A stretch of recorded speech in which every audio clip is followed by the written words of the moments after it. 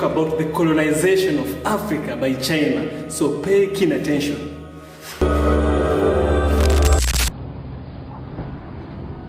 政府办事的效率太低，我们就是跟政府谈，这都谈了，在春节左右的时候就开始谈，现在已经半年了，到现在都没有一个明确的答复。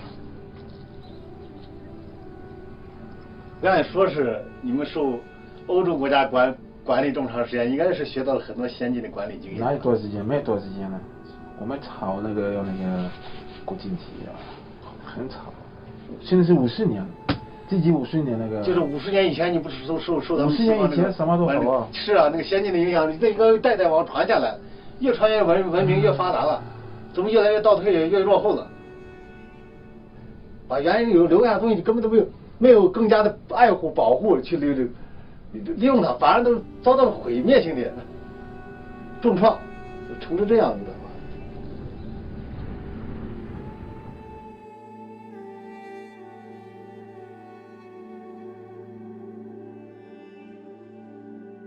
这个慢慢经过几代人，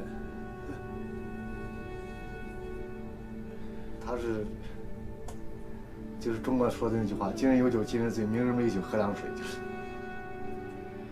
就这样子。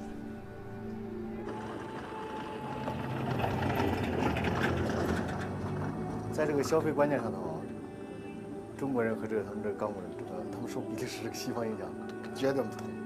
他们有钱没钱啊，该消费照消费，那潇洒得很。一发工资那几天特别潇洒。比利时人我没有直接接触到，当然我觉得接触他们这些人，因为他受比利时这个影响，应该是我想也是这样子的。男的也是，你得有钱那几天狂得很着嘞，过上几天你二老子回来了，再没几天就开始给你借钱了。其实他们喝酒，让他们说喝酒，他喝不了多少，他就喜欢那个，喝酒吧里喝一喝，屁股扭一扭啊，那这扭屁股这真是一绝啊，这确实是一绝啊。By the time of creating this video, we have 1 million Chinese individuals in the continent of Africa, spread within the 54 countries of Africa. Some of these Chinese have come as temporary immigrants and workers, and some have come to seek better economic opportunities and market in Africa. Yes, we have 1 million Chinese spread across all the 54 countries of Africa. In today's video, we want to discuss how the Chinese are thriving in Africa. Is it a challenge for Chinese to thrive in Africa? Because there is this particular video where Chinese is really complaining about Africa. He is saying Africans this and that. Africa is saying a lot. One of the things he says is one of the things that really caught my mind is when he said Africans were colonized and the colonizer must have left some brains to Africans. These brains would have enabled us to think better and develop ourselves. This is what this Chinese man said. Just as I told you, we have 1 million Chinese in Africa as of 2016 till now. We have 1 million Chinese in Africa spread within the 54 countries of Africa. Some of them have come to work. Some of them have come to seek for economic opportunities. We all know what the Chinese are doing in this part of the world. I want us to continue watching this video. Let's get to see what this brother really has to say, and whatever he is saying, is it true? Is it true that Africa is beyond redemption? Is it true what he thinks? Let's dive into this video and then you'll give me your thoughts towards the end of the video. 我们这么费心的去找这个地财啊，其实我们想把这工作给它做好，做好了，无形中对他这个刚果政府也是个脸上贴金的事情。就毕竟它这个基础设施嘛，是人人都能看到的，服务于大众、服务于民间的事情，就是用它这个资源啊，就是矿，就是进行我们交换这种。我们现在听说已经投资21亿美金了，我们现在连一个矿石都没见着。你说这个窟窿很大的。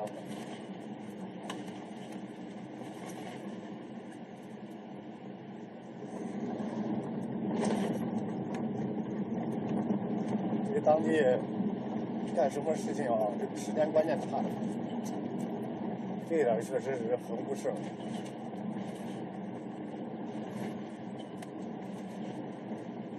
很多环节就浪费在这个时间上，来回这个折腾来折腾去的。再一个，这个地方这个人这个生存能力强，你看自然条件这么差，这么恶劣的，但是生存能力比较强。人口也属于这种优胜劣汰的这种，确实他们现有承担这个民族的身体还是比较强壮的。他们这个对这个足球这个运动呢，还是都比较稀罕。但是前一段时间中间没有车东西，确实到人那拉了一车，不满了一车，这个不太满那车，确实是在人那拉的。反正是赶到27、8号，就是能把那个10到15或者15到20这两种规则那个那个，或者是没有15到20一档次，那要把那个10到15。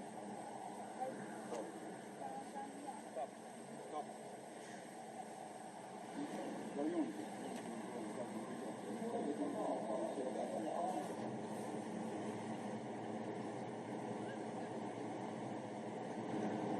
这样以后，这个一顶就进去了。这个粗呀，这么长的啊，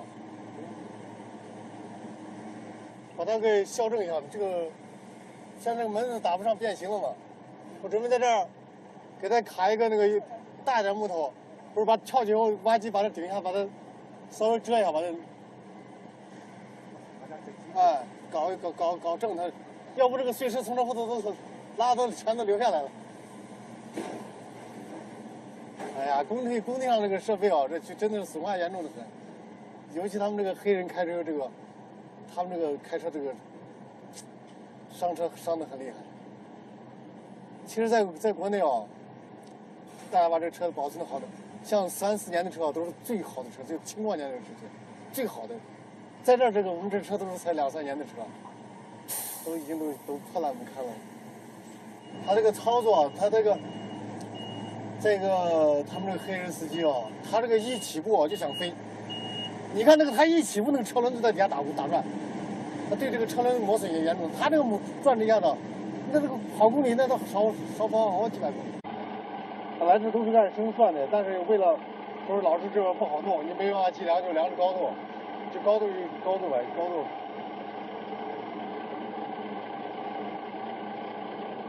升了是刚6厘米是吧？每天下班时候这个量一下高度，就把高度给它写。还有昨天的有图，你有图先给挡上啊！有他的话也有高速喇叭，不是没喇叭屁股，玻璃，不是没故意。有不是喇叭，先给喇叭玻璃 ，OK？ won't be用啊，不是没有this no good OK？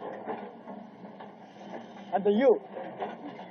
胸个喇叭你的楼上的话也，你等的安个的楼安个的有。有胸个挡的你喽。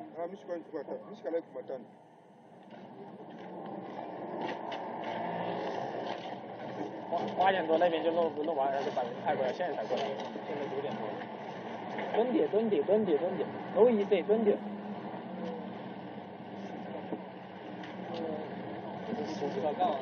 马上完了。蹲点，拥抱 OK， 蹲点 ，OK， 蹲点 OK。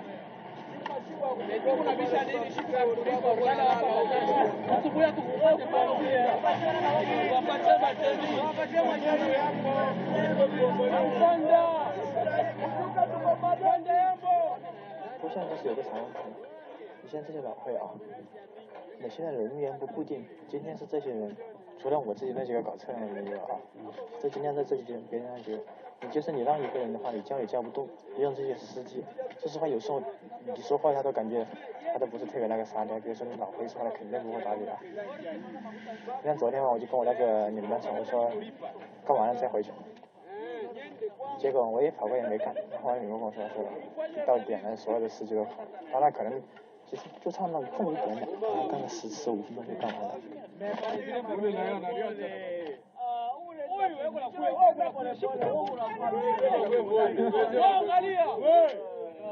我我当时晚上也是，我当时晚上有时候发电机很那个，所以说实话油也少了。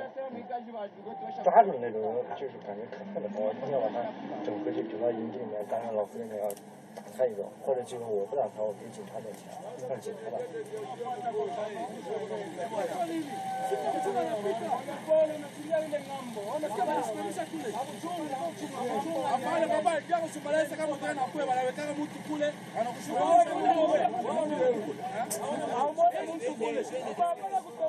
可是他那老婆也可怜啊，可是他也可恨得很，可恨得很。尤其是你现在那个偷油的啊，偷就偷了，而且说的时候他就，感觉就是你说他冤枉。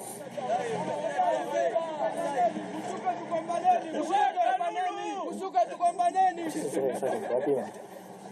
反正说实话，就有些东西就说，假如比如说咱们这俩，说实话也不是放在平等地位。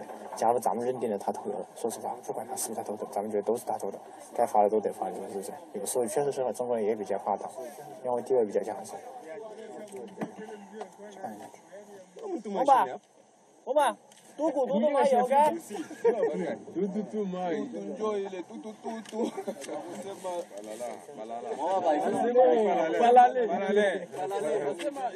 know palale mi. You know palale. Palale.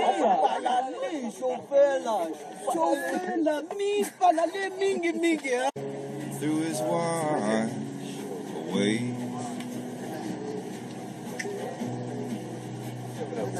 In the pine, in the pine, the sun never shines.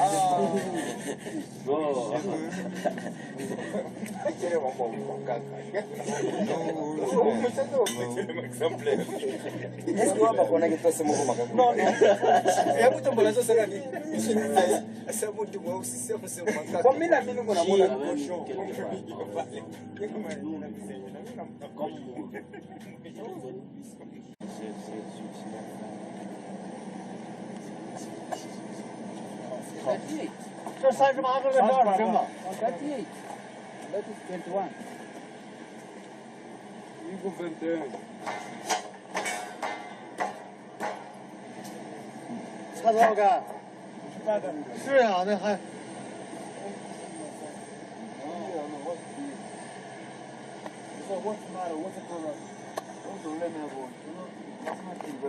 他说跟你那个人撞车停错了，撞车的那个人。他现在说的能起作用吗？那能起作用吗？ So I don't know how to do, my friend. I told him what your mistake was. You was supposed to get there when they are charging, when they're putting the food in your car. The car that you're gonna drive, you have to check what kind of food and the quantity, isn't it? 肯定那个人，就是那个肯尼亚那个人，肯尼亚那个司机不是刚过来。On est en train d'évaluer. S'il y a quelque chose de pareil se produit, hein, on voit la faute se trouve à quel niveau. Est-ce que c'est le chauffeur qui a la faute? Est-ce que la faute est à la personne qui a chargé? Mais sa faute à lui parce qu'il n'a pas suivi. Ça, c'est une faute parce que tu es responsable du camion. On peut dire qu'on a chargé 600 pièces. Tu n'as pas suivi. Oui? Donc, prochainement, next time, you're going to be more. Huh? You're going to report to the chief. But right now, the chief, we don't know how the chief how to say it, how to solve it. I don't think so that the Katamakuta, I don't know, maybe, I don't know. You gotta wake up, okay? Wake up. I'll be dreaming. Mr. John. But the mistake. Where's my sunglasses? The I put my mistake sunglasses in the car. The sunglass was inside the car. Kata Makuta. Kata Makuta. Makuta Kata. Kata. Kata Makuta. You know Makuta c'est quoi? You know Makuta is what? Money. The money. Money. Kata money. Kata kata. Salary. Cut off yourself from your salary. Okay? You cannot speak French anymore. Even little French you cannot speak. No. I don't know Yeah, French. you gotta try your level best to learn French. Learn more French. You're working. This is not English country. We're speaking French here, so if you don't understand French, it's more difficult for you to work here. No, if I'm paid well, then I'll go for part-time. Huh? I'll go for part-time education. I'll learn French because learning is not difficult. La prononciation des Africains qui parlent anglais, c'est difficile. Hein. Les prononciations pour capter, il faut vraiment... Hein? 你今天给我联系那个石老板了没有？你石老板不接电话，是老不接电话，一般早上不接电话。到底联系了没有？以前说。那打电话，刚给他打电话都不接电话。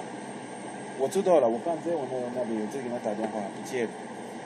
不知道为什么，他很忙的，是什么问题，到底不知什么问题。 Personally didn't like the tone of this video. The tone of this video is like Africans are like children who need supervision, and the Chinese made it look like they are the parents to the Africans. They made it seem like Africans are way backwards. But remember, it's important to realize that the country that these videos shot in, or the countries that these Chinese were residing in during that time, was Congo, the Democratic Republic of Congo, DRC, Kinshasa. We know the situations in Congo.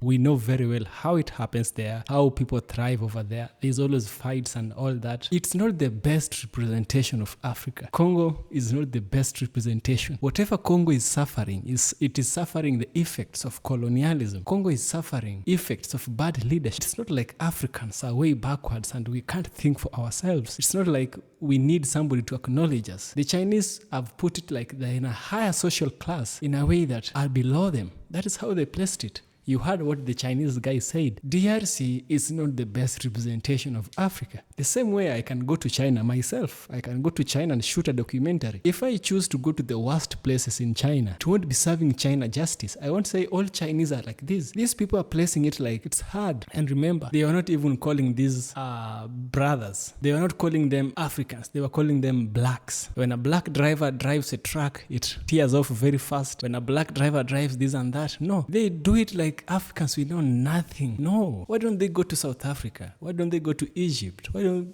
they come to Kenya, Nigeria? We have Ghana. We have Tanzania. We have Uganda. We also have DRC. I believe that every part of Kenya, every part of the world, including my country, Kenya, has some places which are not the best, but we can't use those places to represent the whole. It's a fallacy of composition. Yes, it is a fallacy of composition. Using one thing to judge the large, a small to judge the large. It shouldn't be that way. What we should realize is that Chinese are not coming to Africa yesterday. They're not coming to Africa today. These people have been coming for the longest time possible, when we still had the Indian Ocean trade. Many people don't know much about the Indian Ocean trade, and many people also don't realize that the Arabs were also involved in racism, in slavery. Yes, Arabs were enslaving Africans and taking them to the Gulf. Yes, they were doing that. Now, I want us to learn something about the history of the Chinese and their interaction with the East African coast and the East African people and the African people in general. This is what you need to consider. The history of China's engagement with Africa stretches back centuries, but it wasn't until the 20th century that their presence began to significantly increase in Africa. The first recorded interaction between the Chinese and Africans can be traced back to the early Ming dynasty. The Ming dynasty lasted between 1368 to 1644, when the Chinese explorer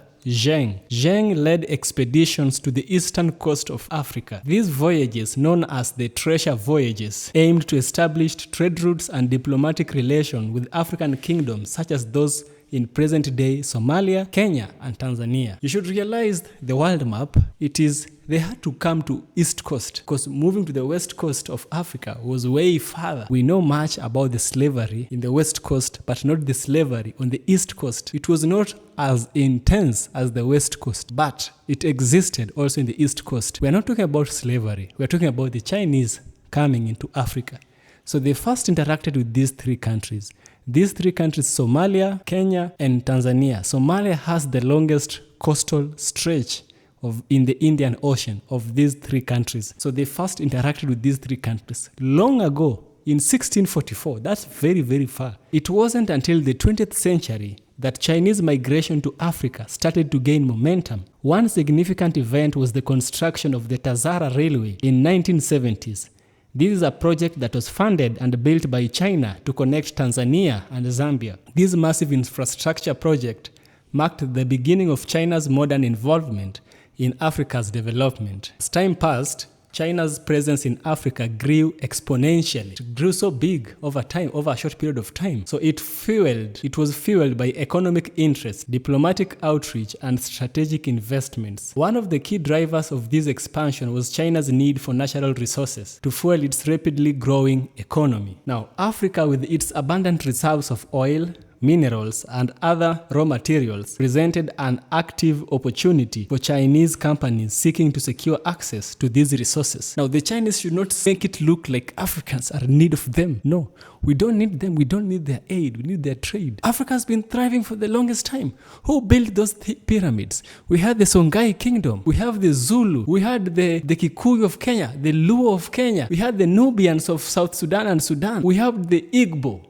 of Nigeria. We had the Yoruba of Nigeria. We had the Fulani of Nigeria. We had the Berbers of Morocco. We had the Tuaregs of Morocco. These people were moving across the Sahara with no technology, no GPS. Nobody could get lost. We don't need Chinese to come and tell us we are not thinking that we need them. No, I can as well go to China, look for some nasty place and say the whole of China looks like this. But no, my moral values stops me from doing such activities. Whatever these people are doing right now is a negative recon. It might be their perspective, but it's not the truth. It's just a fraction of what is there. The part cannot be greater than the whole. In recent decades, China's involvement in Africa has evolved beyond just resource extraction. Chinese companies have invested heavily in various sectors such as infrastructure, telecommunication, manufacturing, and agriculture. These investments have led to the constructions of roads, bridges, ports, and other critical infrastructure projects across the continent of Africa. China's influence in Africa